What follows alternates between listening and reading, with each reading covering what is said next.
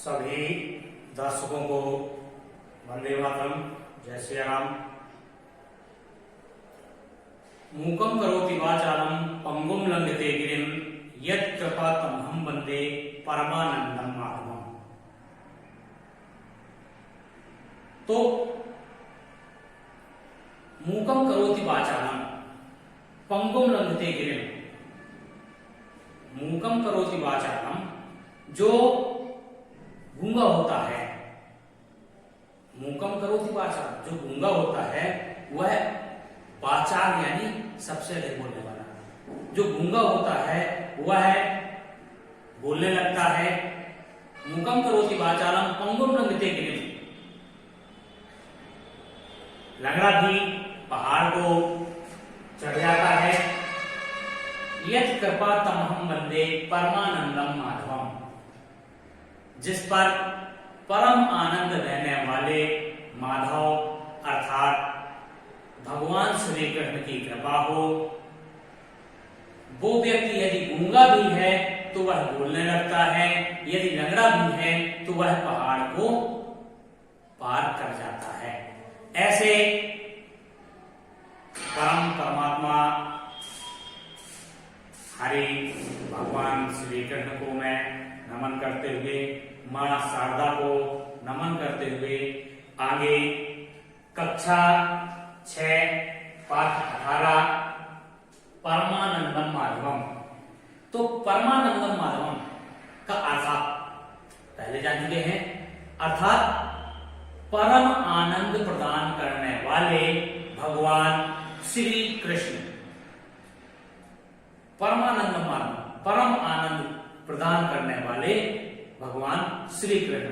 हम किसी भी ईश्वर की उपासना करते हैं तो वो हम कृष्ण की ही उपासना करते हैं, या हम जिस देव को मानते हैं, कोई राम को मानता, कोई कृष्ण को मानता, कोई अल्लाह को मानता, कोई महावीर, कोई बुद्ध को, कोई गुरुनानक को। तो इस तरह से हम एक ही ईश्वर की प्रार्थना कर रहे हैं जो हमें परम आनंद सहज में ही प्रदान कर देता है।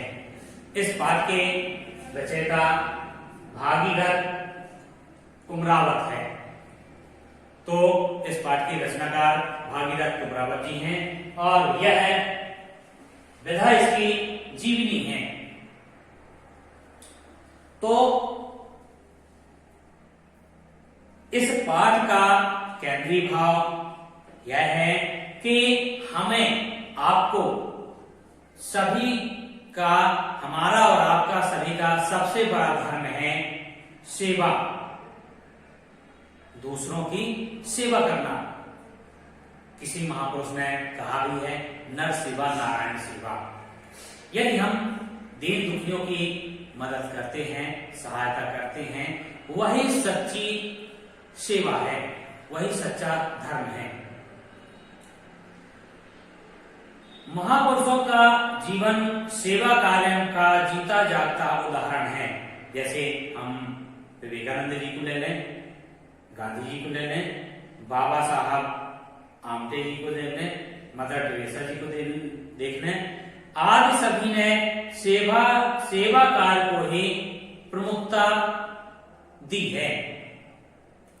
महापुरुषों के जीवन से प्रेरित होकर समाज के कई व्यक्तियों ने सेवा भाव से सेवा कार्य में अपने को समर्पित कर दिया है, तन मन धन से लोगों की सेवा में जुटे हुए हैं। जिसमें से एक थे सदाशिवराव गोविंद कात्रे। स्वयं कुष्ठ रोगी होते हुए भी उन्होंने प्रतिकूल परिस्थितियों में संघर्ष का सामना करते हुए कुष्ठ रोगियों की सेवा की और उनकी चिकित्सा के लिए आश्रम की स्थापना भी की। उनके समर्पणशील सेवा भावी स्वभाव से अनेक लोगों ने सेवा कार्य की प्रेरणा ली। प्रस्तुत पाठ में उनके सेवा कार्यों का उल्लेख किया गया है। किसके सेवा भाव का? सदाशिवराव गोविंद कात्रे। अब इनके नाम में भी एक तेज है। कौन सा तेज? सदाशिवराव गोविंद कात्रे। इनके नाम पर ही भगवान है। तो अब आप पाठ आगे देखेंगे। जर्जर छोटी सी कुटिया, जर्जर छोटी सी कुटिया, उसमें एक पुरानी लगभग टूटी हुई सी खटिया, टूटी हुई सी खटिया, उस पर एक 70 वर्षीय व्यक्ति लेटा है। उसके हाथ पांव की उंगलियां टेढ़ी मेढ़ी, आधी गली, आसक्त किंतु चेहरे और आंखों में परम संतोष स्पष्ट झलक रहा है। यदि हमारे मन में संतोष है तो हमारे पास कुछ हो या ना हो, या कुछ आता रहे जाता रहे, तो हमारा शरीर स्वस्थ रहने लगता है। जो रोग रहता है वह भी धीरे धीरे समाप्त होने की कगार में। हम रोग की ओर ध्यान ही नहीं देते, तो जब हम जिसकी ओर ध्यान नहीं देते वो हमसे दूरियां बनाने लगता है, चाहे व्यक्ति हो चाहे रोग हो। यदि हम रोग को भी भूल जाते हैं तो वह भी हमें भूलने लगता है, वह भी हमसे दूरियां बनाने लगता है। मानो वह चुनौतियों को ललकार रहा हो, ठंड हो चाहे बरसात हो, भीषण गर्मी हो, स्वयं पीड़ा भोगते हुए भोजन के अभाव में भी मधुर मुस्कान लिए अपनी कर्म साधना में रत रहने वाला व्यक्ति कोई और नहीं, सदाशिवराव गोविंद कात्रे था, जो अपने उपहास के बीच भी इस प्रकार की सेवा भावना के स्वभाव के कारण परमानंद माधवम कहलाया। उनको इतने कष्ट थे, उसके बावजूद भी वो परमानंद में रहते थे। लगता था कि उनको कोई कष्ट है ही नहीं। इसी कारण से जब वो सुख से चैन से रहते थे, इसी कारण से लोगों ने उनका नाम परमानंदम माधवम रख दिया। हमें ऐसे कार्य करने चाहिए कि जिससे हमारे क्रियाकलापों से लोग प्रेरित हों, समाज को आगे बढ़ाएं।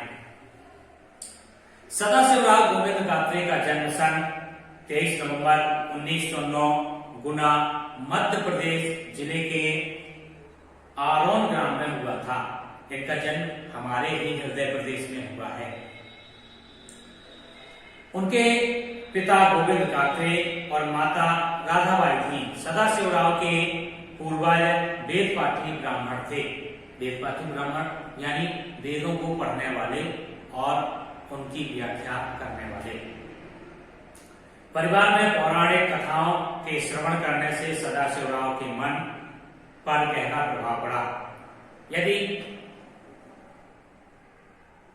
हमारे और आपके घर में भी कोई धर्म ग्रंथ का उच्चारण किया जाता है, मैं किसी एक धर्म के लिए नहीं बोल रहा हूं, चाहे आप हिंदू हो, मुस्लिम हो, सिख हो, ईसाई हो, बौद्ध हो, पारसी, कोई भी संप्रदाय के हो, हमें अपने धर्म ग्रंथ का उच्चारण या पाठ सुबह और शाम दो में से किसी समय, ये तो जरूरी कि हम दोनों टाइम करें तो बहुत अच्छा है, पर सुबह या शाम जब भी हमें मौका मिले तो हमें अपने धर्म ग्रंथों का पाठ नित्य करना चाहिए। इससे हमारे परिवार में सुख शांति बनी रहती है।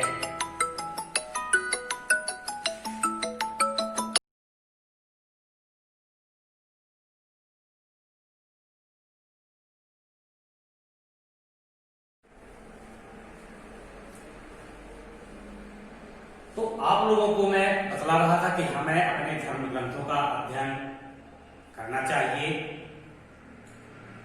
अल्पायु में ही उन्होंने बहुत कष्ट उठाए। जब वे 8 वर्ष के थे तभी उनके पिता का स्वर्गवास हो गया। तो जब ये 8 वर्ष के थे तब इनके पिता का देहांत हो गया। सदाशिवराव की प्रारंभिक शिक्षा झांसी में उनके काका के यहाँ हुई। उनके काका श्री झांसी में रहते थे, तो उनकी जो शिक्षा थी, प्रारंभिक शिक्षा, झांसी में ही प्रारंभ हुई। शिक्षा पूर्ण करने के बाद उन्होंने रेलवे में नौकरी कर ली तथा 1930 में उनका विवाह हो गया। रेलवे में नौकरी करने के बाद 1930 में उनका विवाह हो गया।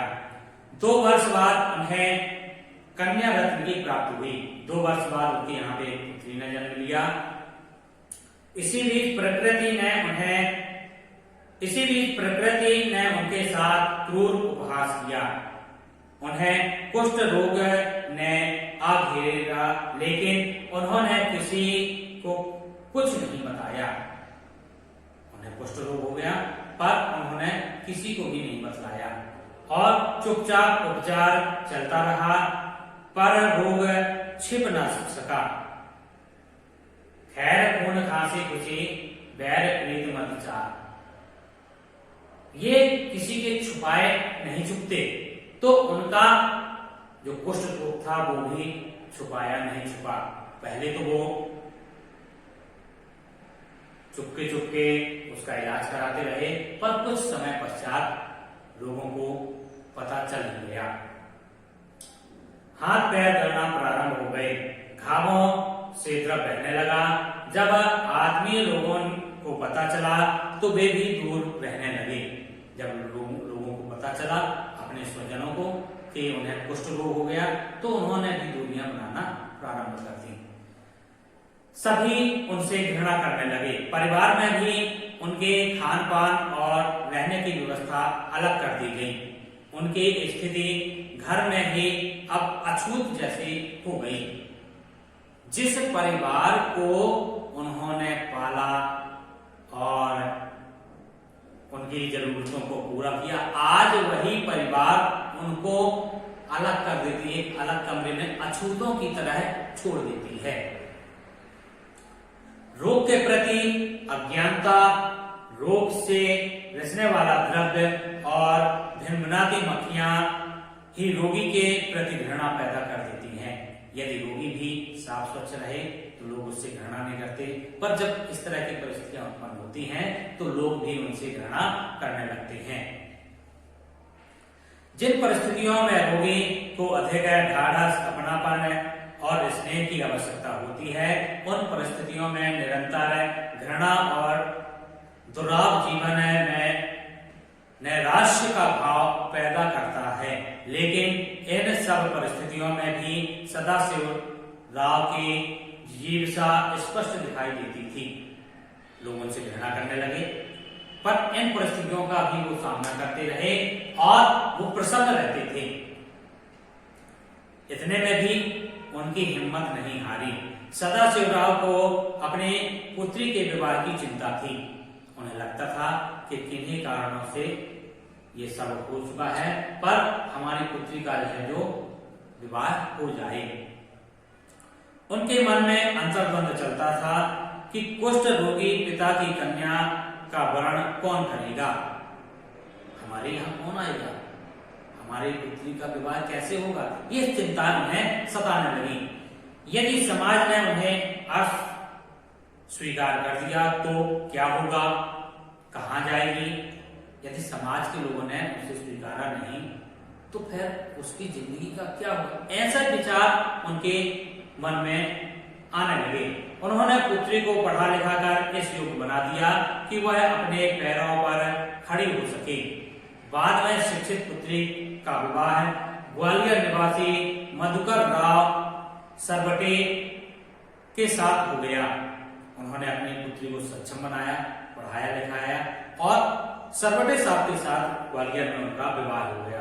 विवाह उपरांत वे अत्यंत प्रसन्नता और संतोष का अनुभव करने लगे। अब उनकी चिंता समाप्त हो गई, पुत्री का विवाह हो गया। और इसी बीच सदाशिवराव की मां का देहावसान हो गया और पत्नी तो पहले ही परलोक सिधार चुकी थी। तो सदाशिवराव की पत्नी पहले मर गई थी।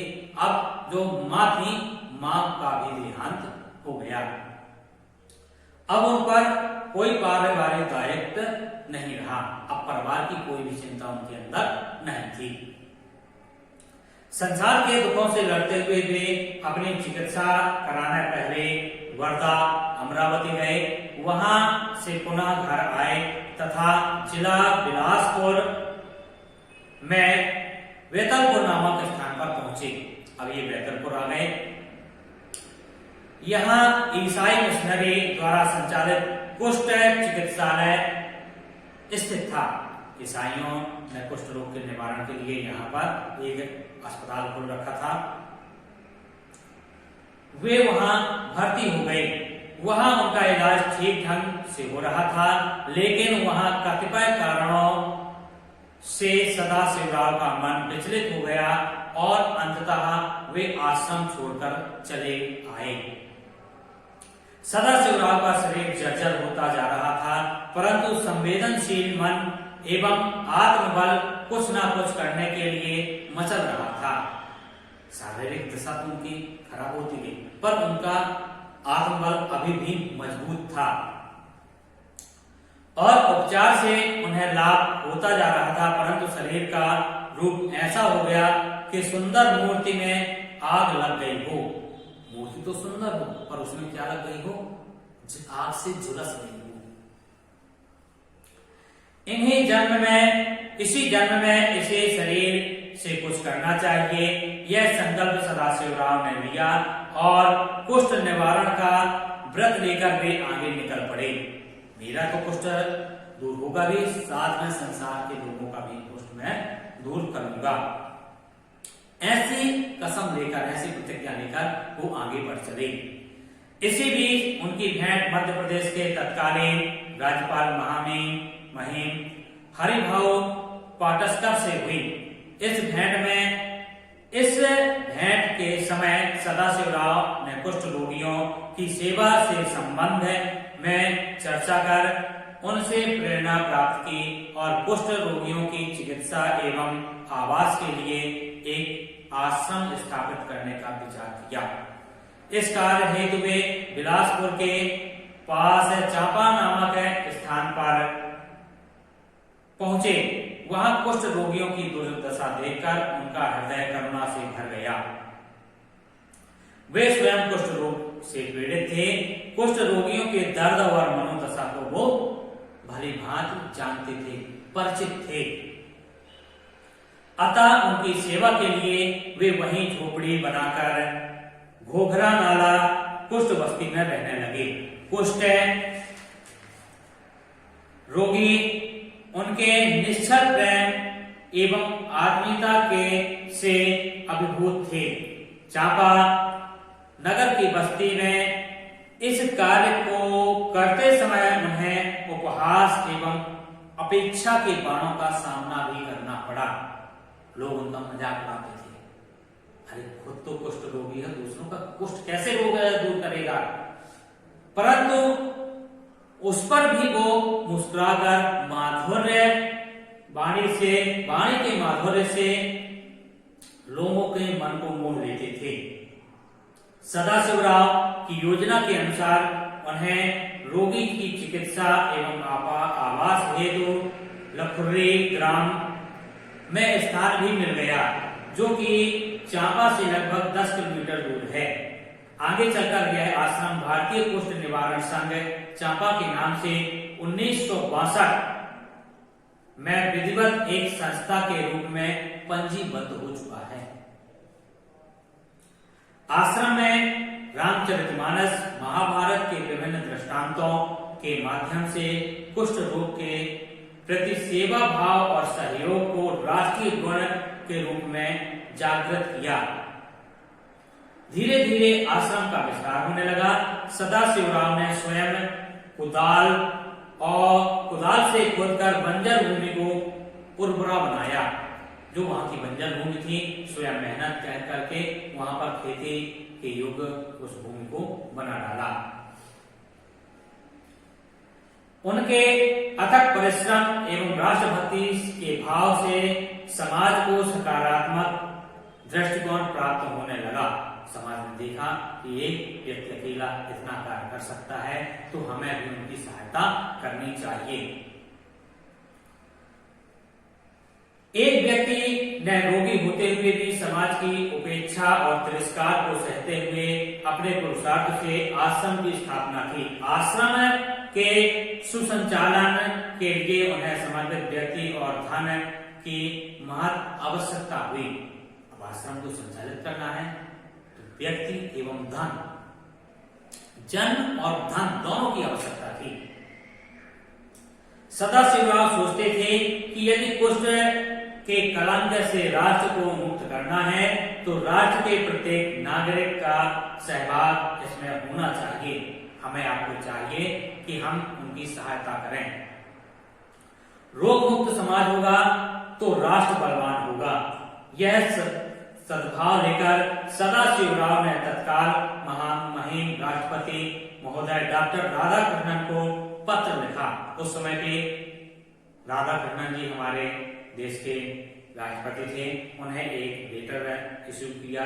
राष्ट्रपति महोदय ने पत्र पाकर उनके कार्य की पूरी पूरी प्रशंसा की और साथ ही साथ उन्हें प्रशंसा पत्र और 1000 रुपए का योगदान भी भेजा। इस प्रकार सदाशिवराव के कार्यों को समाज द्वारा मान्यता मिलने लगी, जिससे उनका मनोबल यह कार्य करने में और भी बढ़ गया। जब हमारे महामहिम राष्ट्रपति जी ने उनका सम्मान किया तो लोगों में जागरूकता पैदा हुई और लोगों ने उनका साथ दिया। सदाशिवराव ने आश्रम के लिए 1-2 रुपए का दान एकत्र करने के लिए साइकिल से 5-5 घंटे की यात्रा करके धन संग्रह किया। 1000 रुपए कब तक पूछते? तो उन्होंने साइकिल से गांव जाते और चंदा इकट्ठा करते उस आश्रम को संचालित करने के लिए।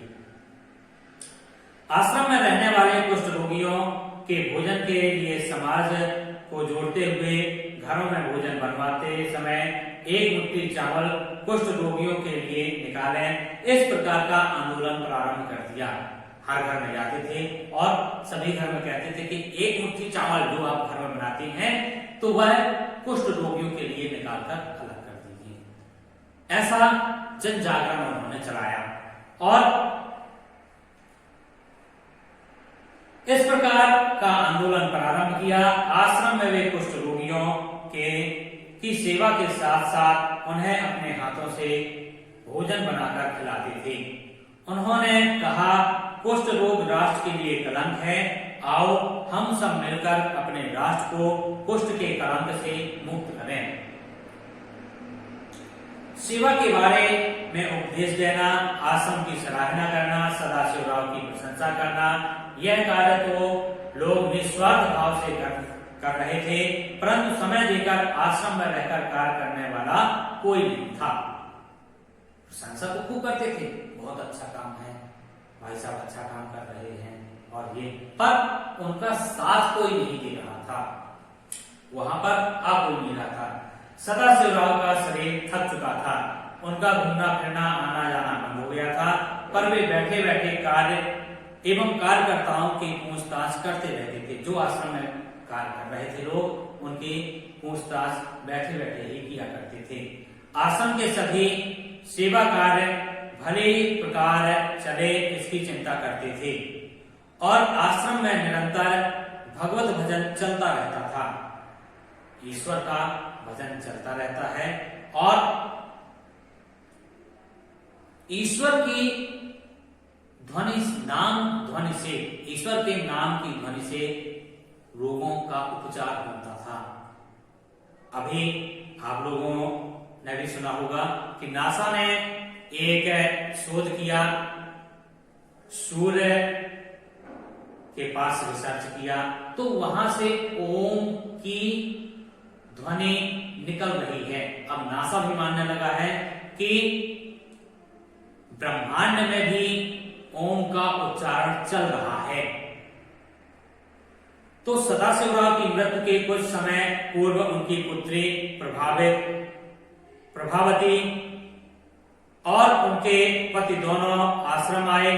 प्रभावती और सदाशिवराव ने सहसा एक दूसरे को देखा तो स्नेह से आंखें भर आईं। पता नहीं क्यों सदाशिवराव को लगा कि यह अंतिम भेंट है। जब पिता ने पुत्री को देखा, पुत्री ने पिता को देखा, तो पिता को ऐसा एहसास हुआ कि अब हम इसके पश्चात अपनी पुत्री से नहीं मिल पाएंगे। सेवा का भाव प्रबल था, पर शरीर को पीड़ा जकड़कर कमजोर किए जा रही थी। जर्जर कुटिया का वह देदीप्यमान दीपक जो हजारों लोगों के जीवन को प्रकाशित करने में रत था, 16 मई सन 1977 सोमवार को दिव्य ज्योति में लीन हो गया। आत्मा से परमात्मा का मिलन हो गया। तो 16 मई 1977 को वो परम आत्मा में विलीन हो गए। यहीं पे आपका यह अध्याय समाप्त होता है। मेरी भी आप लोगों से प्रार्थना है, विनती है कि आप दुखी जनों को जब देखें तो उनकी सेवा के लिए आगे आएं और समाज को अन्य रोगों से भी मुक्ति दिलाएं। जय श्री राम, जय हिंद, जय भारत।